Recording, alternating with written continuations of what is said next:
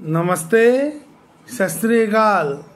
मैं अश्विनी कुमार आज आपके सामने फिर से कई दिनों के बाद एक नया चैप्टर, एक इंट्रोडक्टरी चैप्टर लेके आया हूँ जिसका नाम है जीव विज्ञान, बायोलॉजी। बायोलॉजी में सबसे पहला चैप्टर जो होता है वो होता है उसका ओरिजिन का चैप्टर। ओरिजिन में क्या आता है? जीवन की उत्पत्ति, ओरिजिन ऑफ लाइफ। ठीक है। जीव विज्ञान क्या है, बायोलॉजी क्या है? सबसे पहले ये पूछा जाता है कि जीव विज्ञान बायोलॉजी है क्या। तो उसको उत्तर देने के लिए मैं बता रहा हूँ, जीव विज्ञान प्राकृतिक विज्ञान की 3 मुख्य शाखाओं में से एक है। यह विज्ञान जीवधारियों के विभिन्न पहलुओं, जीवन व जीवन की प्रक्रियाओं के अध्ययन से संबंधित है। जीव विज्ञान क्या है? जीवधारियों के विभिन्न पहलुओं और जीवन की प्रक्रियाओं के अध्ययन से संबंधित है। ठीक है। इसके अंतर्गत पेड़ पौधों, वनस्पतियों, जीव जंतुओं के उद्भव, विकास, भौतिक गुण, जैविक प्रक्रमों, कोशिका संरचना, व्यवहार का अध्ययन किया जाता है। बायोलॉजी शब्द ग्रीक वर्ड बायोस प्लस लोगस से मिलकर बना है, जिसका अर्थ है जीवन का विज्ञान। सर्वप्रथम बायोलॉजी शब्द का प्रयोग 1802 ईस्वी में फ्रांसीसी वैज्ञानिक लेमार्क और जर्मन वैज्ञानिक टैविलियनस ने किया था। सर्वप्रथम बायोलॉजी शब्द का प्रयोग किसने किया था? लेमार्क और टैविलियनस ने किया था। जीव विज्ञान की 2 प्रमुख शाखाएं होती हैं। कौन कौन होती हैं ये तो आप जानते ही हैं। पहला जंतु विज्ञान जूलॉजी और दूसरा वनस्पति विज्ञान बॉटनी। प्राकृतिक विज्ञान नेचुरल साइंस के बारे में जानिए। प्राकृतिक विज्ञान ही के अंतर्गत ही बॉटनी और जूलॉजी दोनों आते हैं। प्राकृतिक विज्ञान नेचुरल साइंस के अंतर्गत विज्ञान शब्द का प्रयोग प्राकृतिक विज्ञान के लिए किया जाता है। प्रकृति व भौतिक जगत का व्यवस्थित क्रमबद्ध अध्ययन विज्ञान के अंतर्गत किया जाता है। इसकी 3 प्रमुख शाखाएं हैं। नेचुरल साइंस की 3 प्रमुख शाखाएं हैं। कौन कौन? भौतिकी, फिजिक्स, रसायन शास्त्र, केमिस्ट्री और जीव विज्ञान बायोलॉजी है। जिन वस्तुओं की उत्पत्ति किसी विशेष प्राकृतिक नेचुरल जातीय प्रक्रिया के फलस्वरूप होती है, जीव कहलाते हैं। जीव क्या हुए? जिन वस्तुओं की उत्पत्ति किसी विशेष प्राकृतिक नेचुरल जातीय प्रक्रिया के फलस्वरूप होती है, जीव कहलाते हैं। जीवों का एक निश्चित जीवन चक्र, लाइफ साइकिल होता है। आप जीवन की उत्पत्ति के बारे में जानिए। जीवन की उत्पत्ति, ऑरिजिन ऑफ लाइफ। आधुनिक वैज्ञानिकों को विश्वास है कि जीवन का उत्पत्ति पृथ्वी पर हुई है। सजीव वस्तुओं में जो भी पदार्थ पाए जाते हैं वे सभी पृथ्वी और उसके चारों ओर के वातावरण तथा वायुमंडल में मिलते हैं। इन पदार्थों से जीवन के उत्पत्ति के संबंध में कुछ प्राचीन परिकल्पनाओं के प्रयोगों पर आधारित वैज्ञानिक दृष्टिकोण प्रचलित है। प्राचीन परिकल्पनाएं 2 तरह की होती हैं। स्वतः जननवाद का सिद्धांत, थ्योरी ऑफ स्पॉन्टेनियस जनरेशन, और जीवांत जीवोत्पादीवाद का सिद्धांत एंड थ्योरी ऑफ बायोजेनेसिस। स्वतः जननवाद का सिद्धांत, थ्योरी ऑफ स्पॉन्टेनियस जनरेशन, अरस्तु और वॉन हेलमोंट ने दिया था। स्वतः जननवाद सिद्धांत किसने दिया था? अरस्तु और वॉन हेलमोंट ने दिया था। जीवोत्पत्तिवाद का सिद्धांत, थ्योरी ऑफ बायोजेनेसिस, इटली के वैज्ञानिक फ्रेंसेस्को रेडी, लैज़रो स्पोंजेली तथा लुइस पास्चर ने दिया था। थ्योरी ऑफ बायोजेनेसिस किसने दिया था? इटली के वैज्ञानिक फ्रांसेस्को रेडी, लैज़रो स्पलोंजानी तथा लुईस पाश्चर ने दिया था। और ब्रह्मांडवाद सिद्धांत किसने दिया था? थ्योरी ऑफ कॉस्मोजेनिक ऑरिजिन रिस्टर, एरहेनियम तथा होइल इस मत के अनुयायी थे। ब्रह्मांडवाद सिद्धांत के थ्योरी ऑफ कॉस्मोजेनिक ऑरिजिन रिस्टर, एरहेनियन और होइल। आधुनिक परिकल्पना, आधुनिक परिकल्पना के अंतर्गत आई है। अभी तक मैंने पढ़ा प्राचीन परिकल्पना, इसमें हम लोगों ने पढ़ा theory of spontaneous generation, theory of biogenesis और थ्योरी ऑफ कॉस्मोजोइक ऑरिजिन। अब हम लोग आए और आधुनिक परिकल्पना पर। आधुनिक परिकल्पना का प्रथम चरण में क्या होता है? साधारण अणु का निर्माण होता है, सिंपल मॉलिक्यूल्स का निर्माण होता है। फिर क्या होता है?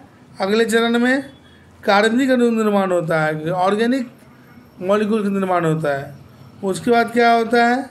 जटिल कार्बनिक का निर्माण होता है। उसके बाद क्या होता है? अत्यंत सुपर अणु और न्यूक्लिक एसिड का निर्माण होता है। उसके बाद क्या होता है? कोशिका का निर्माण होता है। ठीक है।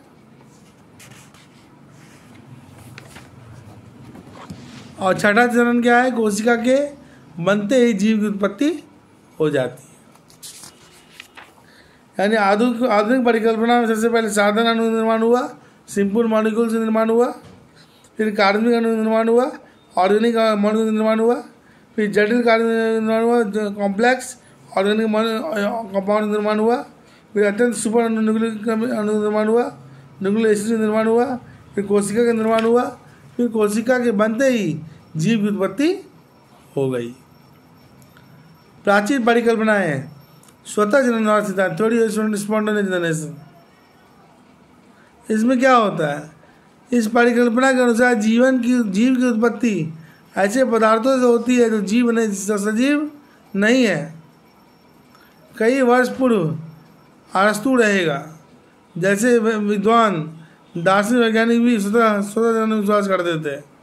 उनका कहना था कि कुछ मछलियाँ तालाब के कीचड़ और बालू में कीट पतंगे, इंसेक्ट्स पत्तियों पर बड़ी ओस से अथवा जंतुओं के रोम, मांस उत्सर्जी पदार्थों से स्वतः उत्पन्न हो जाते हैं।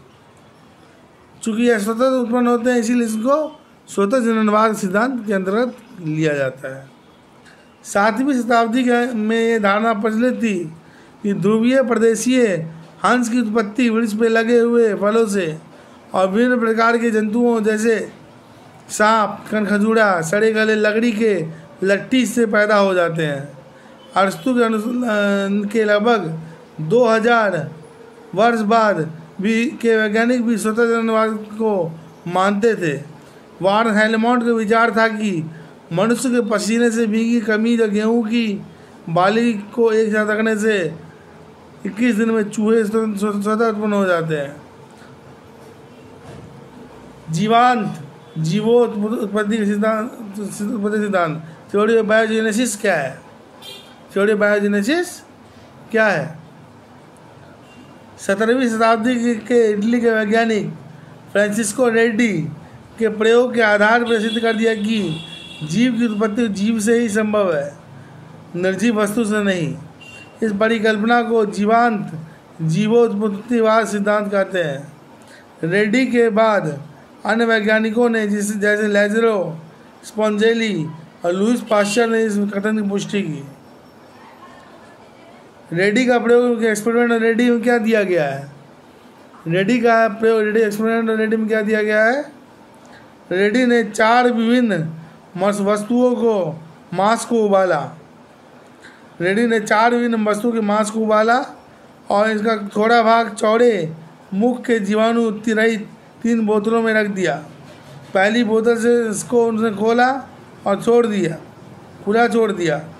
दूसरी के मुख पर पेपरमेंट कागज और तीसरी पर पतला कपड़ा बांध दिया। कुछ दिन पश्चात उसने तीनों बोतलों का निरीक्षण किया। पहली बोतल से कीट मक्खियाँ उत्पन्न हो गई थी, परंतु दूसरी और तीसरी बोतल से किसी भी कीट या मक्खी नहीं थी। इस प्रयोग से निकाले गए मांस से लार्वा उत्पन्न नहीं होते। मक्खियाँ मांस अंडे देती है, जिससे अन्य पैदा होते हैं। अब तीसरा है ब्रह्मांडवाद का सिद्धांत, थ्योरी ऑफ कॉस्मोलॉजिक ऑरिजिन। कुछ वैज्ञानिकों का यह विचार था कि जीव की उत्पत्ति ब्रह्मांड के किसी अन्य ग्रह से हुई, वहाँ से ये बीजाणु साधारण कणों के रूप में उल्का पिंड के साथ पृथ्वी पर आए।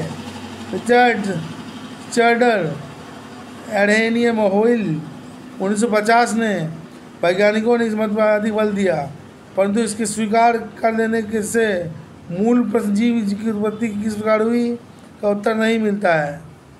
आधुनिक वैज्ञानिकों को इस बार सिद्ध कर दिया कि प्रारंभ में तरल रासायनिक पदार्थ निर्मित हुए। जीवन के आगमन के पूर्व आदिकालीन पृथ्वी पर केवल रासायनिक पदार्थ ही थे। जीवित पदार्थों प्राणियों का विकास इन्हीं रासायनिक पदार्थों संगठन के से स्वतः हुआ। इस संबंध में रूसी जैव रसायन वैज्ञानिक ए ओपेडिन के नाम विशेष रूप से उल्लेखनीय थे, जिसे सन 1936 में जीवन की उत्पत्ति पर अपनी परिकल्पना प्रस्तुत की है। प्रारंभिक पृथ्वी क्या है? पृथ्वी की आयु लगभग 5,000 वर्ष मानी जाती है। आदिकाल में पृथ्वी की रचना वह इसका वायुमंडल आज जैसा नहीं था। इसकी उत्पत्ति गर्म की गैस और पिंड से हुई थी, जो इस समय ब्रह्मांड में तीव्र गति से चक्कर लगा रहा था। इस पिंड में के कई भागों में बढ़ जाने से ग्रहों की उत्पत्ति हुई। इन ग्रहों में से पृथ्वी एक है। स्पष्ट है कि पृथ्वी प्रारंभिक अवस्था में विद्यमान थे। ठंडे विभिन्न पदार्थ परमाणु मिलने से साधारण बने। साधारण अणु से बड़े अणु मिलने जटिल अणु हुआ। ये प्रक्रिया 1 करोड़ वर्ष तक चलती रही। कालांतर में ऐसे अणु बने जीव के लक्षण विद्यमान थे। तो आज इतना ही। कल मैं आप लोगों को जीवन की उत्पत्ति के विभिन्न चरणों के बारे में बताऊंगा और जैव विकास ऑर्गेनिक इवोल्यूशन के बारे में बताऊंगा, बायोलॉजिकल क्लासिफिकेशन भी बताऊंगा और आगे बताऊंगा। कल आप लोगों को आगे और भी टॉपिक्स बताऊंगा। तब तक सत श्री अकाल, नमस्ते।